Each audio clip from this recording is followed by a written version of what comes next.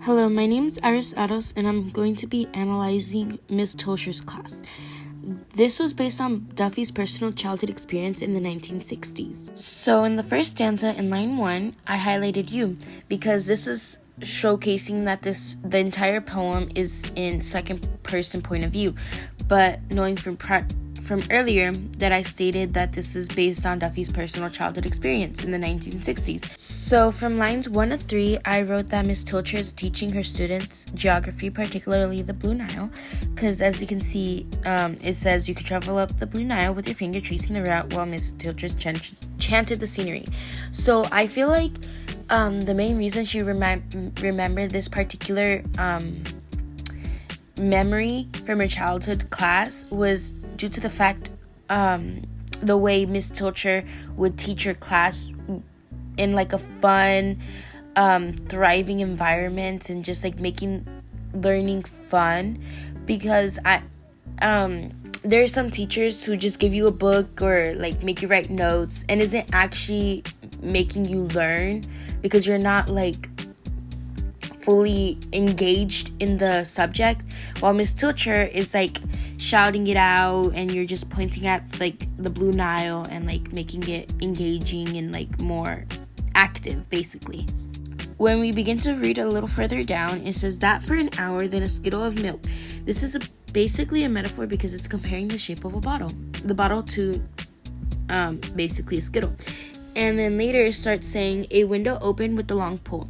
This entire poem is based on Duffy's childhood teacher, one of her favorite teacher, because this is her memories of her class and basically how she like thrived and stuff.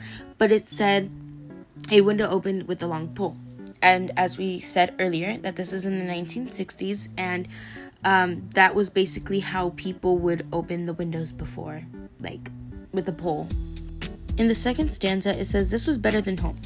I basically put it in question because I'm not particularly sure, but usually there's students who go to school and it gives them a chance to be away from the problems that they face at home, like maybe abuse, mental abuse, physical abuse, anything in general that just helps them escape from their problems.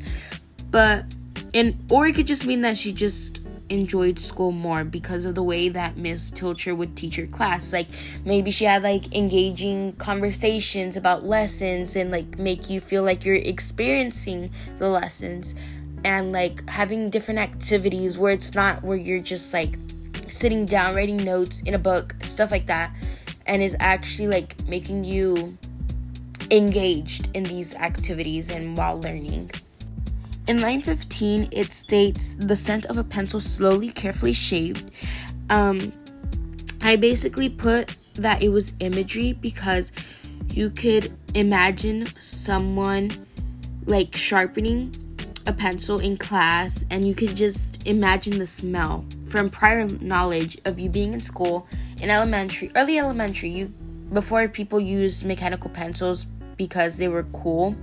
But you could like imagine the smell of a freshly shaved pencil, the smell of wood basically. And then the line below that it says a xylophone's nonsense. This is basically given a like human characteristics, which is personification. But yeah. The following stanza, it says the inky tadpoles changed from commas into exclamation marks. So Miss Tilscher is basically teaching early biology in primary school, since Miss Tilscher is in early elementary or primary school, whatever you want to say. It is also like a metaphor because it is comparing tadpoles and like comparing them to commas and exclamation marks, so that way these children could understand the way tadpoles are formed in their shapes by comparing the two, basically, since they already have like knowledge of what a comma and exclamation marks look like, so that way they could grasp the understanding the way the tadpoles look in their early stages before becoming a frog, basically. So in the same stanza, just a few lines down, it says a rough boy told you how you were born. So this was just an ordinary day for her. She was probably at recess after having lunch. Some random little boy just walked up to her, explaining to her how she came to be, and she was so shocked or appalled, which states in the stanza as well, by the news, that how her parents created her and how she came to be. So when she discovered this sort of information, she could not believe her ears and just thought it was all fake. So she went to Miss Tilscher to ask her how you were born, and all she did was smile and walk away, or like turn away. And this was like some sort of way that